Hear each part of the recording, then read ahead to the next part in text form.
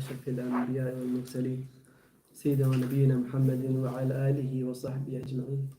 رب اشرح لي صدري ويسر لي أمري واحلل عقدة من لساني يفقهوا قولي. Alhamdulillah, we thank Allah subhanahu wa ta'ala that He has gathered us in His blessed masjid, and we thank Allah subhanahu wa ta'ala as mentioned in the hadith, أحب البلاد إلى الله مساجدها, the most beloved places to Allah subhanahu wa ta'ala are the mosque. And we are lucky and very privileged and very honored that we get to sit in this mosque for a period of time which we get to sit in, which Allah subhanahu wa ta'ala has already decreed for us, and that we get to spend this time in remembering our Prophet Muhammad sallallahu alaihi wasallam.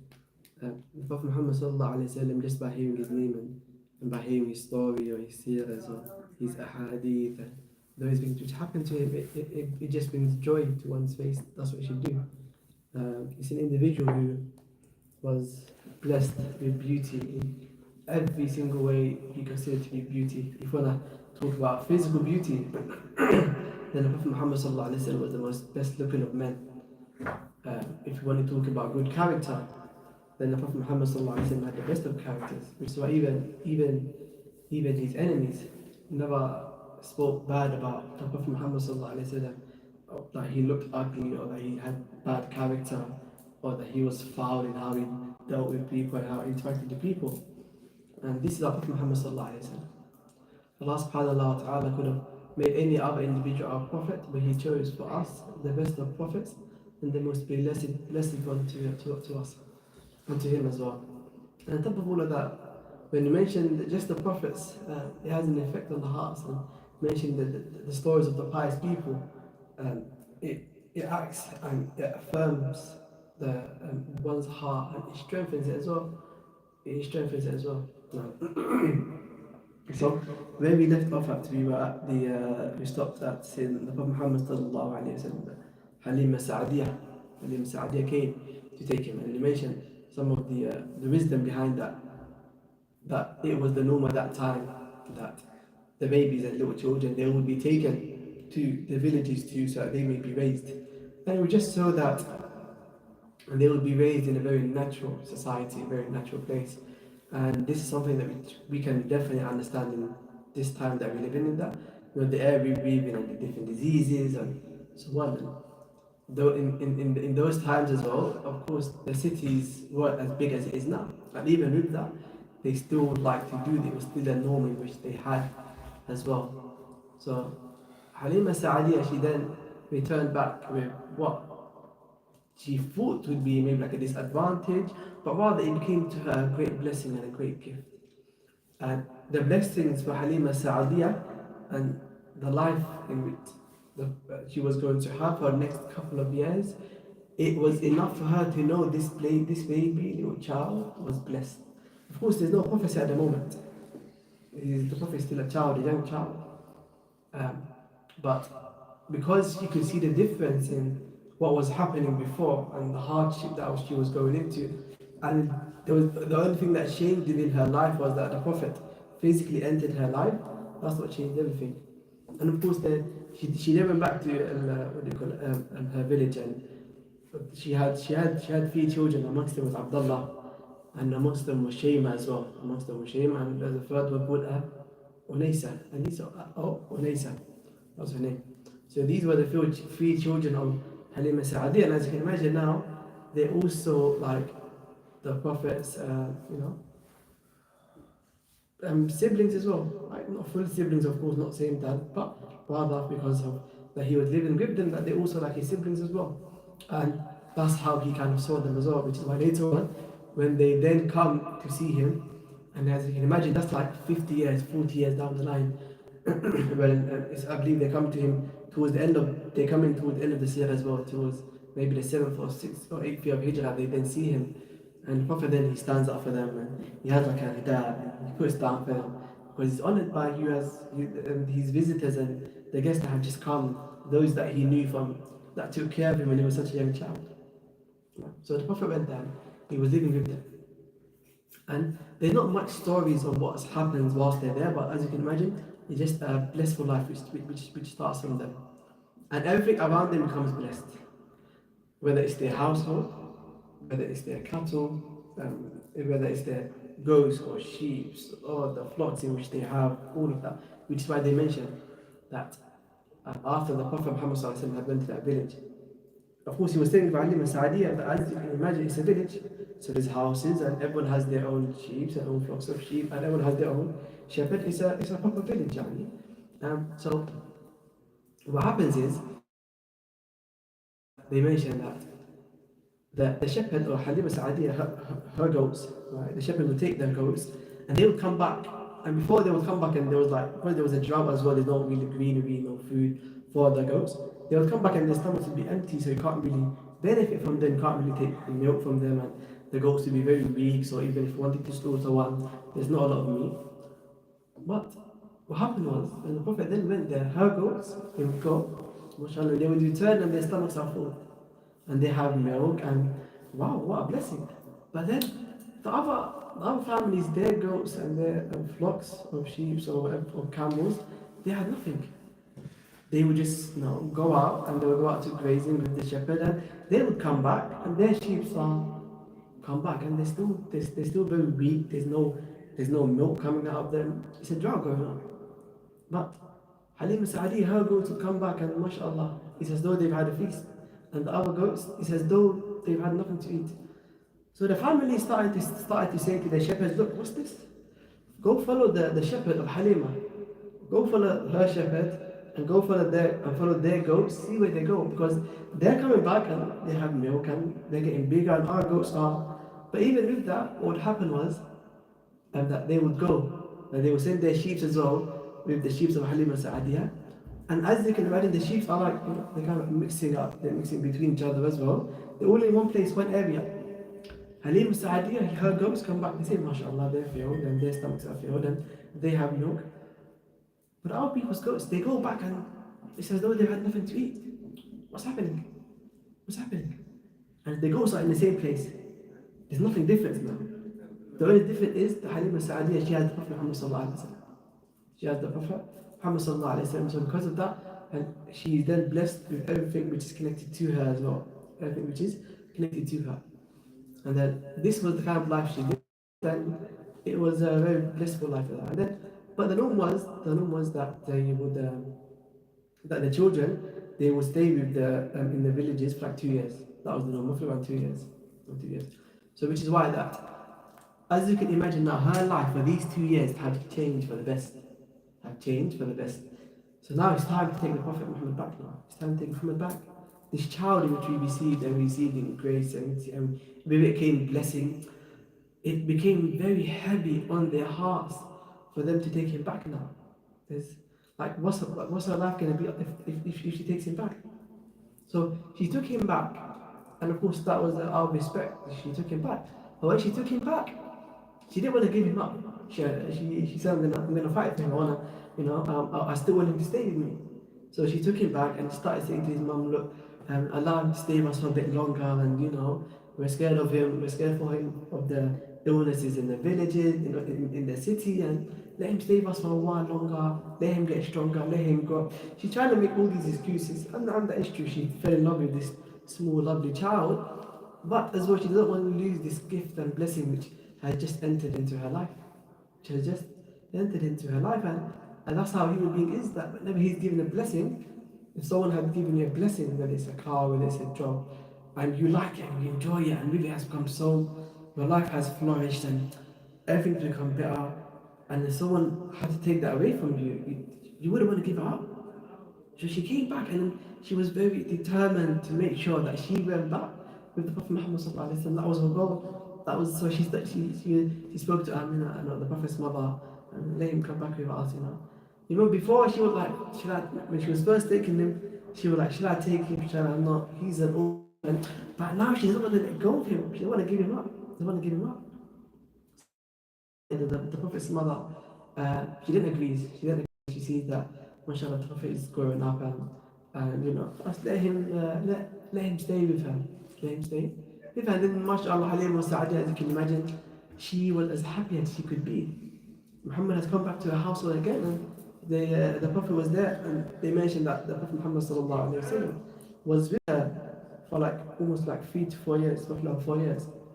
And then the time came, and it wasn't time because it was every 2 years that they were taken back. So it wasn't time for Muhammad to be taken back to his mother. It wasn't time. But an event happened, something happened, and that scared Halima because she had this responsibility on her now. This is a child now, but she's responsible. She's a guardian for this child. Anything that now happens to this child, she is to blame.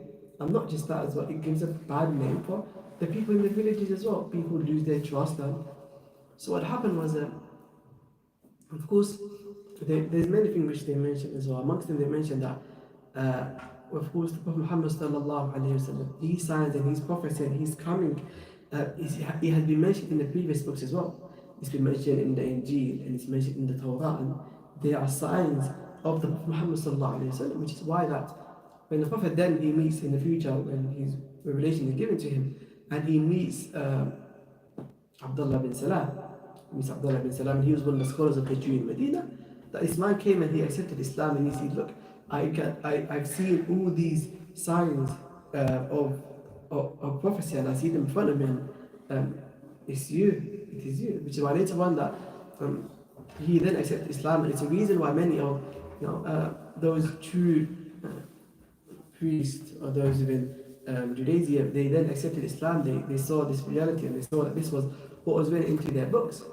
And we could summarize their kind of stance against Prophet Muhammad ﷺ by one of the leaders of Bani Qurayza, I believe so, where it's mentioned that Prophet Muhammad ﷺ, he was married to one of the daughters of one of the leaders of the Jewish tribe, and I believe that tribe was Bani Qurayza. And it's mentioned that when Prophet Muhammad ﷺ, when he got married to her, she told him a story of what had happened. She told him a story, and she said, my father, he was one of the leaders, and one time I was in the house and I was hid behind like a curtain, and they had just come back from visiting you when the Prophet first came to Medina, and she's narrating this story to the Prophet Muhammad ﷺ, and then she said, I hid behind the curtain and I heard them speaking, and then one of them says to my father, what do you think about this man Muhammad? What do you think about this man Muhammad? We have his description amongst us, and signs of his coming is mentioned in Torah. What do you think? Do you think that's him? Yes or no? What's your opinion? So her father then says, it's about that. It's him. It is him. All the time they fit him, and he's the one that we've been waiting for. So the brother then asks him, okay then, if that's the case, if that is him, what do we do? What do we do? What's our next step? He then says that this gen manifest their kind of real characters. Rather, he says that, but although that is the case, we'll be his enemy until the last moment. That's going to be our stance. We recognize that is him. We're not going to tell anyone. We're going to hide this truth, and we will not follow him. That's what we're going to do. That's what we're going to do, which is why Abdullah bin Salam, a very interesting story which happened to him was, he came and he accepted Islam. And he said to the Prophet Muhammad, look, these Jews, they're not true. Your descriptions and your characteristics, yes, it's mentioned inside the books, but they're not going to believe you. They just lie. So he said, look, I have an idea. Abdullah bin Salam says, I have an idea. Call them, let them come in. I'm going to be behind the curtain, and then ask them about me. Abdullah bin Salam, one of the scholars, he just accepted Islam. He says to the Prophet, ask them about me, see what they say about me. So then the Prophet then calls them when they come, and they're with the Prophet Muhammad ﷺ. So he then starts to ask them about Abdullah bin Salam. Who's Abdullah bin Salam? What's your opinion about him? And then they say, he is our scholar, and he's a scholar, the son of a scholar, and he's a pious birth, and he's our leader. And the Prophet then says to them, what about if he was to accept Islam? They said, no, impossible, he won't accept Islam, and no. So just after they had said that he's one of the best of us, and he's one of our scholars, and he's one of our leaders, the Prophet then asked them, okay, then what about if he accepts Islam? They rejected the idea. They were like, impossible. That they couldn't fathom that So then at that moment, Abdullah bin Salam, he's hiding, he can hear their conversation. He comes from behind the curtain, from the corner inside the house, and then he says to them, "Oh Jews, you know this is the man that we have been waiting for, and you know that his descriptions are the descriptions that are mentioned inside our books." And subhanAllah, just like that they changed. They said, "Astaghfirullah, who are you? You are the evil one, we don't recognize you, you're not our leader, you're not our scholar, you're one of the foulest of us." They rejected the truth straight away. So as mentioned that, it's mentioned that certain Jews came to that tribe as well, and Halima started to realize that people had eyes on the Prophet as well. People had eyes on the Prophet as well. And then what happened was that this is what kind of really shook her. Really shook her. And it's mentioned that the Prophet Muhammadﷺ, and as you can imagine, he's a young child. And the Prophet, he's a prophet. He's the best creation of Allah subhanahu wa ta'ala, the most beloved to him, but he was also, he lived a very humane life, he was very human. So they mentioned that on this certain day that he was outside and he was playing with the children. He's about 3-4 years old. He's about you can imagine a 3-4-year-old child. He's very small. There's nothing kind of that big about him. So it's mentioned that Prophet Muhammad ﷺ, he's playing amongst the children. And then one of the children, one of Halima Sa'adiyah, one of her children, then comes in rushing home. He runs home, and all of a sudden he's shaken. He's like, Mom, go to Muhammad. And then they live in a village as well. So what that means is that generally there's not a lot going on in the villages. There's not a lot of evil, like bad things don't really happen in the villages. There's no killing. This is generally any village that you go to, you find that the people there, they feel very safe and they're very comfortable, and there's trust amongst those that live in the village, and evil rarely happens in villages. And whether it's in villages or certain areas, sadly we live in London, so that's not the case, but you go to some places and you see that like the children are like a mile or two away from home and they're just playing, and the mothers are not worried and they live in a very safe environment. That was what it was there, so they were just playing. So all of a sudden, things have changed. Her son's coming on, I believe his name is Madama. He's coming home and he's like, "Oh Mom, go to Muhammad. And he's like, "I don't think you're going to find him except that he has been killed." So all of a sudden, it's the time in the split second has changed from feeling safe and peace and till something bad happened. This responsibility that we haven't fulfilled is trust and it's rights. So it's mentioned that she then goes out, and as you can imagine, a mother who is responsible for a child like that, she's scared, she's frightened, so she's rushing out to him. And then she comes to the Prophet Muhammad and she sees that there's nothing wrong with him, he's fine.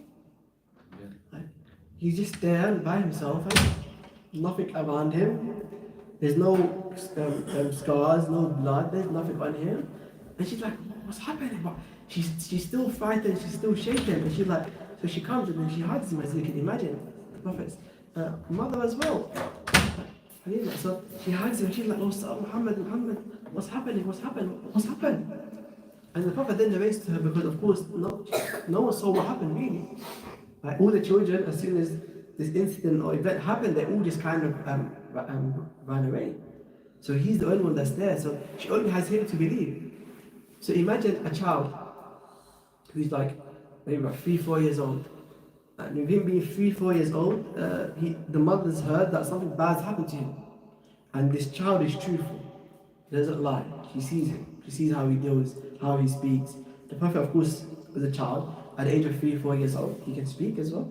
Imagine, it mentioned that the Prophet Muhammad ﷺ, he was blessed that he could speak and walk, even for a child at very young age, at a couple of months' ages. They mentioned that he could really speak at about 6 or 9 months old, and he could walk as well that early as well. And that was some blessing which the Prophet, Allah subhanahu wa ta'ala had given to him. So now the Prophet Muhammad ﷺ, he's now there and he's calm. He's like, and he's narrating a story. And the story which he's narrating is the mind doesn't really accept it. We can't really understand it. Imagine hearing this from a child. Imagine you see a 3-4-year-old child and what's he saying to you? He said, "Oh Mom, two men came to me two men came to me. Okay, what did they do? They came to me, they laid me down on the earth. Okay, wow, what else did they do? They haven't heard of this before. What else did they do, Muhammad? They split my chest. They split your chest. And she's like, and you can imagine she's shocked. What do you mean? They split your chest, there's no blood, nothing, what's going on? They took out my heart. What do you mean they took out your heart? They took out your heart? Yeah, they washed my heart. And there was a black spot within my heart, they took that out. They took that out. This is what Muhammad ﷺ at the age of 3 or 4 years old, he's narrating to his mother this story. Imagine hearing that. In this day and age, now, alhamdulillah, the medicine side of stuff has developed and it has advanced, alhamdulillah.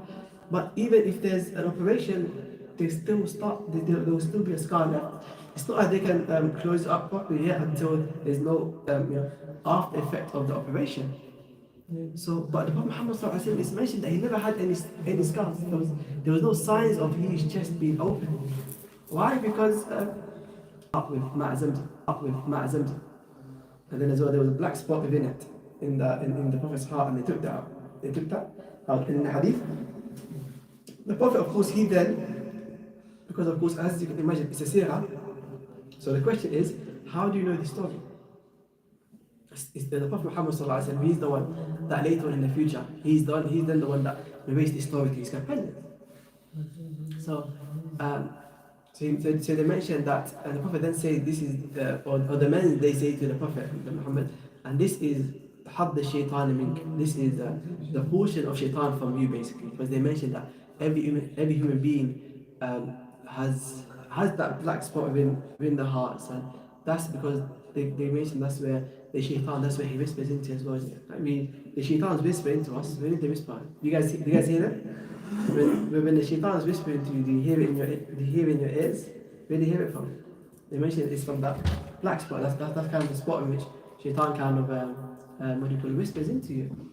And some scholars they say different stuff. Some of them say that, and one of the things I've heard is that Prophet Muhammad ﷺ, he was a mercy to everyone. He was a mercy to rahmatan lil alamin. Ma arsalnaka illa rahmatan lil alamin. Al-alamin refers to basically the rest of creation, other than Allah subhanahu wa ta'ala. So some say that no, rather that was the Prophet's mercy even for shaitan, so that was taken out. That's what they say. And so that black spot was taken out, and this is one of the miracles that happened to the Prophet Muhammad ﷺ. And now that black spot was taken out, and then there's many narrations in what happened after that, and then of course these two men which have come, they weren't really men.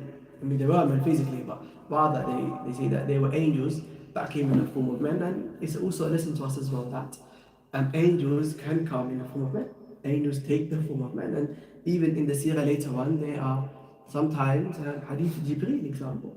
A very famous hadith that a man came to the Prophet Muhammad ﷺ, and he was asking about Islam, he was asking about Iman, and he was asking about Ihsan. And then later on, then the Prophet then says, Sayyidina Umar, he's the one that narrates this hadith. Then the Prophet then says to Sayyidina Umar, do you know who that was? Sayyidina Umar was like, no, none of us know him. There's many details inside there.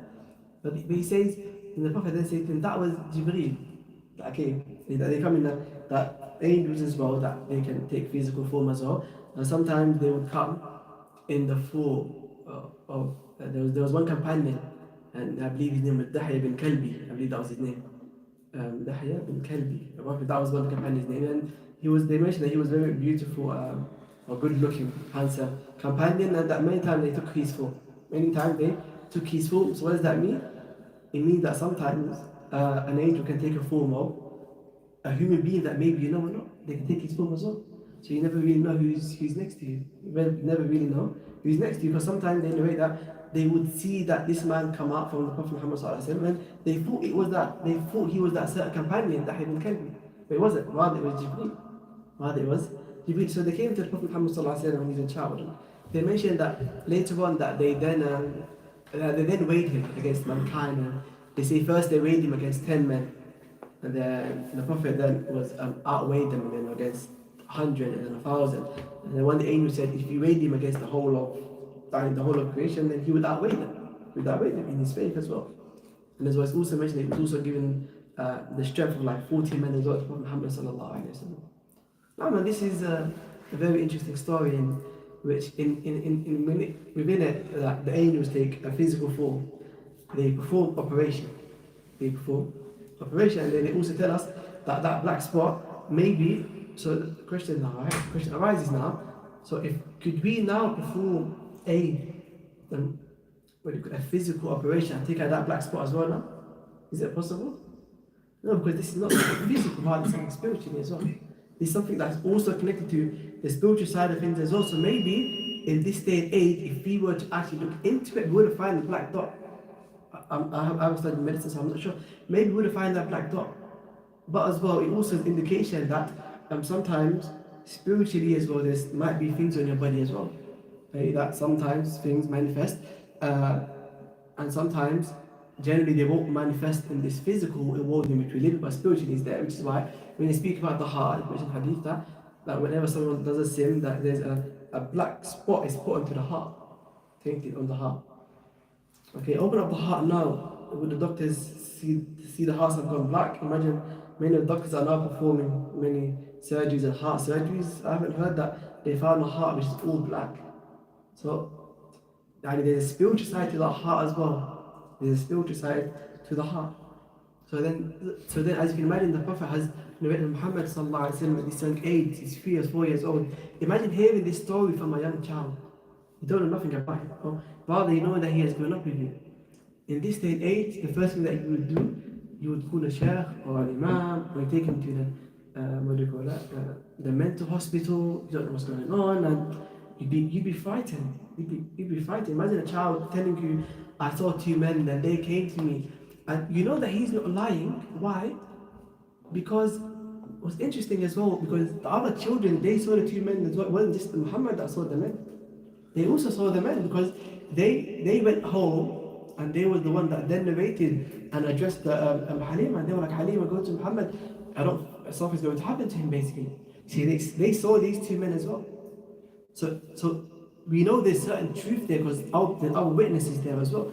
And now, of course, Muhammad, that everyone believes him anyways, he's truthful. So imagine hearing this from him. You know, my heart got opened up, my chest got split open, my heart was brought out, this black dot was taken out, my heart was washed in that Zamzam, and my heart was not put back. You look at his chest, there's no effects of these of the operation. What's happening? Imagine what this would do to her. It shook her. She was scared. She was worried. This is a responsibility that has been given to me. What is going to happen? I don't want anything to happen to me. I don't want anything to happen to Muhammad. Okay, now look, right. Now she starts thinking and pondering, is Muhammad safe with me now? These 2 men have came and they have split open his heart and they've taken out his heart and they're washing him. All of this, is he safe now with me? She's scared.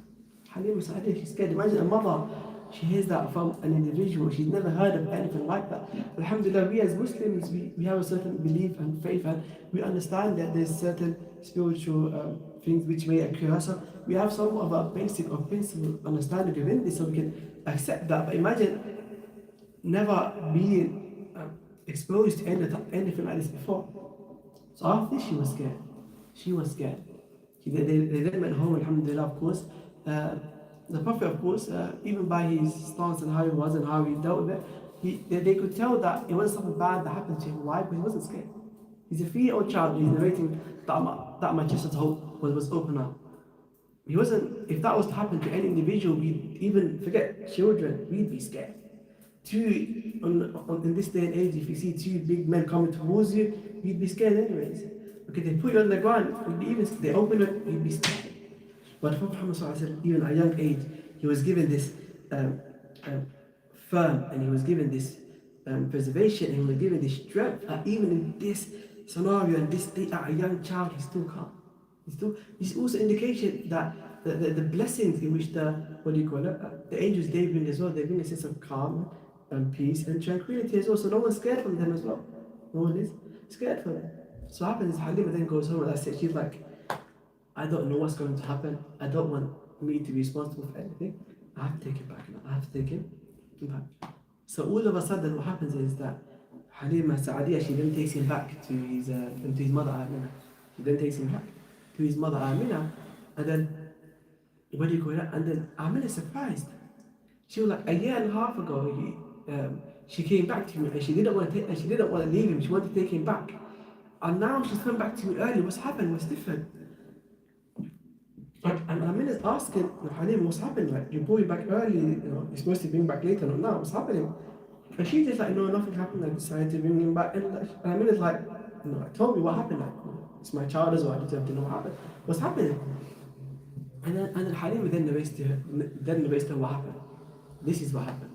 This is what happened. And then Amina, she hears this. But she also has seen dreamed as well about seeing, it's mentioned in hadith and seerah as well, that she also saw dreams about different prophets and them, and her being glad, giving glad tidings about Prophet Muhammad ﷺ. As you spoke about before as well, is that the Prophet Muhammad ﷺ and dreams as well. Allah subhanahu wa ta'ala gives dreams to individuals as it indicates to certain events and certain events which will happen in the future. So of course Amina was also given that as well. So then she says to Halima, don't worry about my child. My child, this child that you see, right? For I was pregnant with him, right? And I know what happened, and I saw dreams and everything that happened around me. I know my child, this is protected. Nothing bad will come to him. Don't worry. Don't worry. So now that instead of Halima, now when she brought Muhammad back to Amina, she thought that she would, maybe she didn't want to tell Amina because Amina was going to get angry or you're responsible. But rather it was Amina, she was the one that calmed Halima down. She said, don't worry. And this is something that females sometimes they need, that they need someone to calm them down. And Amina calmed her down and they don't worry about this child. This child, it has a great future waiting for him.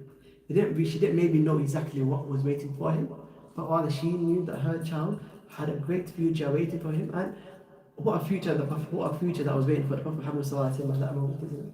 He's still a child, he's still 3 or 4 years old. This legacy in which he had left behind, in which after 1,400 years that we're still speaking about him and that we still love him and that we still follow in his sunnahs and we still have his hadith and those things which he did and which he said we still have it amongst us in the hadith and in the seerah. It's a blessing. So a great future that was awaiting the Prophet Muhammad ﷺ at that moment. And now we have, and now the Prophet Muhammad ﷺ has now gone back to being with his mother. Of course, as you can imagine, the mother will be happy as well. Her child has been gone for like almost 3.5 years, almost 4 years.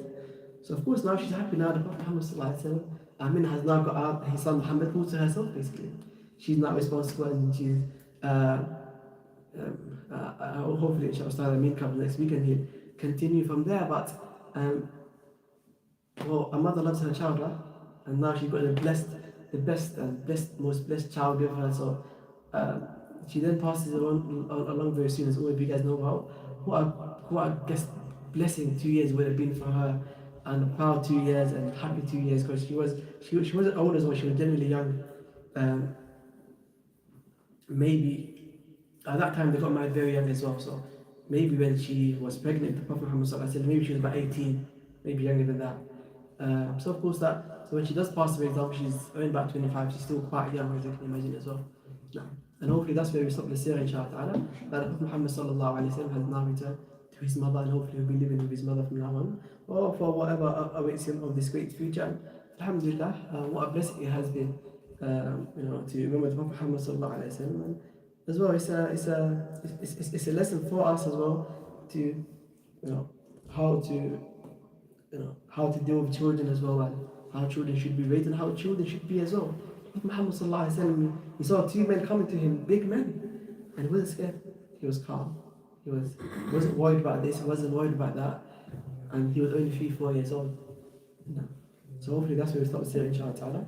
Sallallahu ala sayyidina Muhammadin wa ala alihi wa sallam. We ask Allah subhanahu wa ta'ala to bless us in this class. We ask Allah subhanahu wa ta'ala to benefit, to affirm our hearts in these classes. We ask Allah subhanahu wa ta'ala as well that just as He has protected the Prophet's heart from the shaitan, we ask Allah subhanahu wa ta'ala to protect our hearts and protect ourselves from the shaitan. Alhamdulillah, especially in this month, in the next couple of days, it's mentioned in the hadith that the shaitans will be locked up. The shaitans will be locked up, as mentioned in the hadith. But there's still one enemy ahead of us that's still there, which is our nafs, which is our nafs, and that's when we see our true selves. That's when we see our true selves. So we ask Allah subhanahu wa ta'ala to protect us from the shaitan and also our nafs as well, because our nafs, that's what ordered us to the evil. وصلى الله على سيدنا محمد وعلى آله وصحبه. الحمد لله رب العالمين.